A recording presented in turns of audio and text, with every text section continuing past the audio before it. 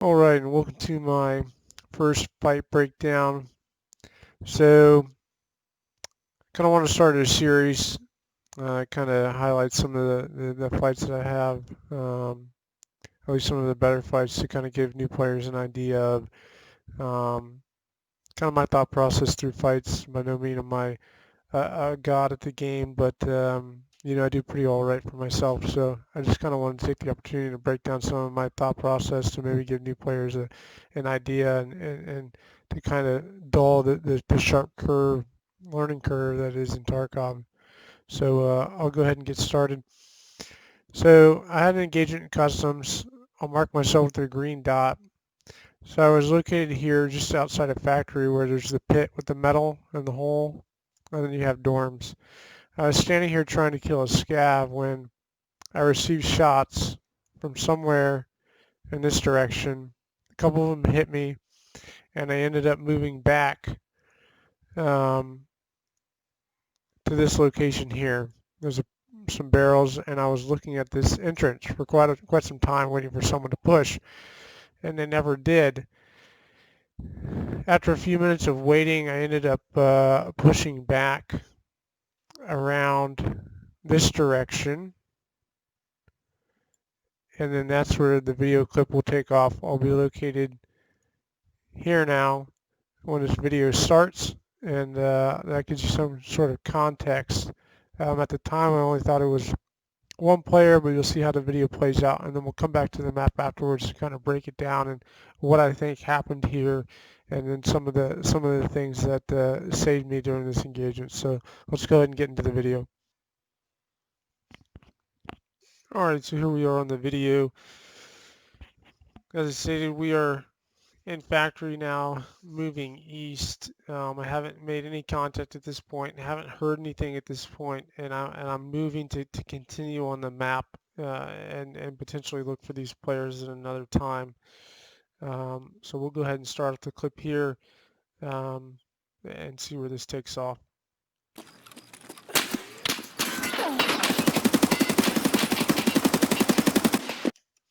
Okay, so I wanted to stop it there.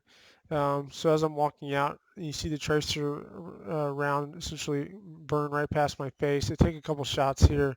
And the first kind of tip I want to give is once you make initial contact like this, especially when you're kind of behind the power curve, somebody gets to jump on you like that, you want to turn into it as hard as possible, right? In any ambush, especially a close ambush like this, you have to turn and you have to gain fire superiority immediately. So that's what I did here, right? I turned to the direction of gunfire. I didn't exactly know where it was when I pulled the trigger, but I'm just trying to get rounds down range at that point. I'm trying to get him to push into cover and put him in a position where he's not able to turn too much fire to myself. So I mag dumped there to get him behind cover. It got it got him back behind, and it gave me a little bit of breathing room. You see here, I tried to throw in a quick mag reload. As I was kind of pushing up to cover, he decided to peek again. So I pulled back into the bush using that as concealment. It's not cover.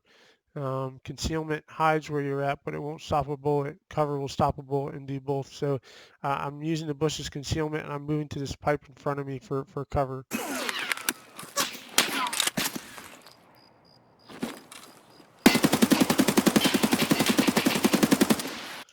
Okay, so there I mag dump again. Not so much to gain fire superiority, but I wanted to end the fight right there. So I didn't succeed in that. He's still alive. He moved back to cover. So we'll reassess and re-engage.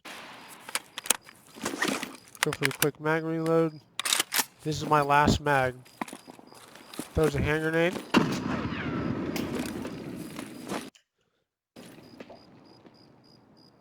Okay, so here's a tip with hand grenades, right? The player, when they throw a hand grenade, they don't know whether they killed you or not. So the onus is on them to check whether you're dead or not. So making noise after a hand grenade's thrown, I don't like to do that because, if you've ever been in a situation where you've thrown a hand grenade in this game, you kind of wonder, well, did I kill him or did I not? And it kind of forces you to come out to look. So I laid back down. I kind of pulled the reins in here. I wanted to rush him, but I said, wait a minute, let's see if he leaves the cover and I can catch him in the open. And keep in mind, I only have one magazine left, so I can't really mag dump here. So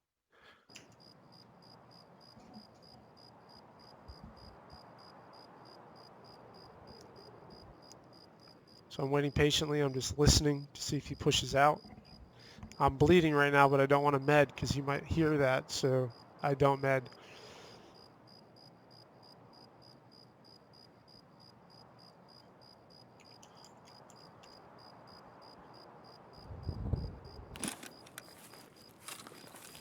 Okay, so I start to get a little impatient. I don't want to bleed out here, so I'm going to go ahead and push him. I'm making sure I pie the corner as best as possible. I keep my aim where I believe he's going to peek if he's going to peek. Okay, okay, so I'm going to pull that back a little bit. So as I'm coming up to this trash can, I'm using my ears, right? I can't see him, but I can hear him, and I hear him go for a mag change, right? And you can hear that in this video. And as soon as I hear him mag change, I do a quick step forward. I know he doesn't have anything to defend himself at that point. I know right where he's at. I am center mass, upper half center mass, and I let out a burst. Right there's the mag reload. I push in, kill him. Okay, and then I hear something behind me. It's a scav. Drop the scav. Okay, now this is important. Here's your priorities, right? I'm bleeding. I got to get that fixed. It's number one priority, right? That's going to kill me if I don't get it fixed. So I'm getting the bleeding stopped, but I'm not fully netting right now. Keep in mind, I only have a half magazine at this point. That's all I have loaded. So next priority, get my mag reloaded. I need something to defend myself with. If you didn't know, you can med and pack mags at the same time still. So I go ahead and take advantage of that a couple times.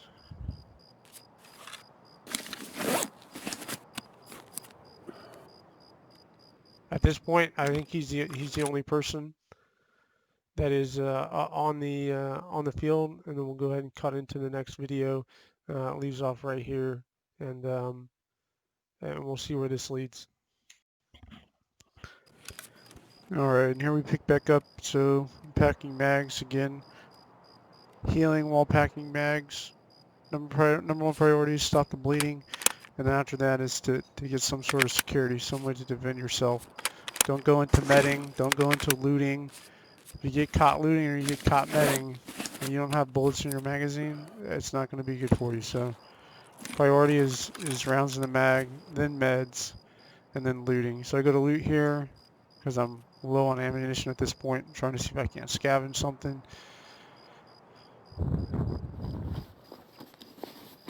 Going through.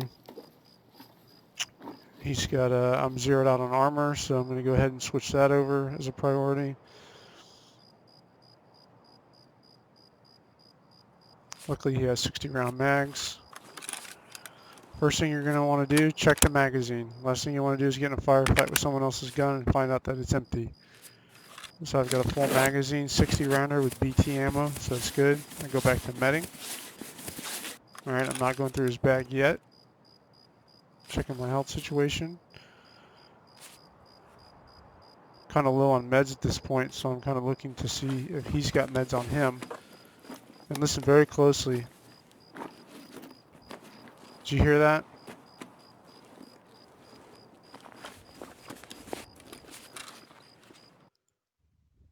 So right here, when I'm going through his bag, you can just hear a slight crunch. Okay, this is why you wear good headphones. I recommend the Contact 2s. I like them a lot, but it's up to personal preference. And there's some videos out there that show you the difference in the audio, especially with the new Steam audio. But listen very carefully as I'm searching this.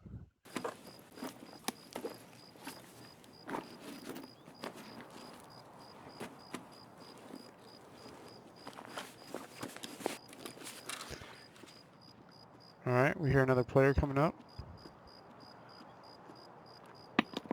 Throws a hand grenade. I don't know where it went. Okay, play this back a little bit. He throws a hand grenade, and I know I'm about to get into a fight. Okay, so for one of the first things I do is I want to check to see what the gun is on, whether it's on single fire or full auto. Obviously want it on full auto for a close quarters fight, especially with this gun. Something that I could have done with the mag changes or the mag check is look to see what fire rate it was on, but I did that right here before an engagement took place. He threw this grenade. I didn't really know where it went, but you can see it when he throws it and it hits the edge of the concrete. Saves my life because it rolls back just enough to not kill me. And you'll see it right in front of me where the concrete and the trash can meet. It's right there. And you'll see it roll back just behind the trash can. All right, so again, I was about to push him here, and I decided, you know what, he doesn't know if he killed me or not with that grenade, so I'm going to let him potentially push me, and I'll have the peeker's advantage, so I don't push him right here.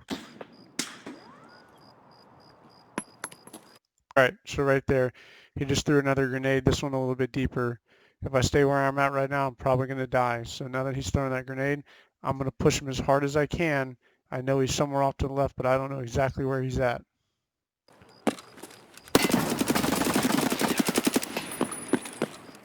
Oh. All right, we have a good engagement. So I'll bring that back a little bit.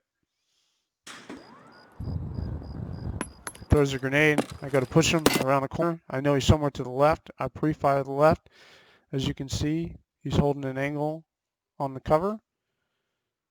And I'm going straight for a hip fire at this point. He kind of makes a mistake here, and he pushed out away from the cover, almost a good 2-3 body lengths. If you're in that position and someone pushes you like that, the last thing you want to do is move away from the cover, right?